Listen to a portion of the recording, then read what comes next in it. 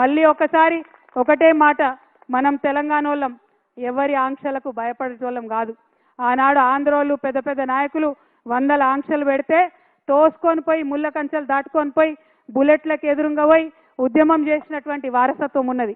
ఏదో రాజకీయంగా కొన్ని ఆంక్షలు పెడితే ఎవరు ఆగేది లేదు. ఖచ్చితంగా చింతమడకకు వస్తాం, సిద్దిపేటకు వస్తాం, ఒకసారి కాదు మళ్ళా వస్తాం. ఆంక్షలు పెడితే ఇంకా ఎక్కువ సార్లు వస్తాం అని ఈ సందర్భంగా తెలియజేస్తూ, మరి ఇట్లా రావడం వల్ల ఇక్కడి నుంచి ఆలోచన చేయడం వల్ల తెలంగాణ ప్రజలకు మేలు జరగాలి. మీ అందరికీ తెలుసు, కేసీఆర్ గారు చింతమడకలో పుట్టిన బిడ్డ మనందరం తలెత్తుకొని పనిచేసేలాగా రాష్ట్రం తీసుకొచ్చి పెట్టిండు. మరి చంద్రుడు అని పిలుస్తారు చాలా మంది, ఇక్కడ చంద్రం సార్ అంటారు చింతమడకల. మరి అట్లాంటి చంద్రుడికి ఇవాళ మచ్చ తెచ్చే పని కొంతమంది చేసిండ్రు.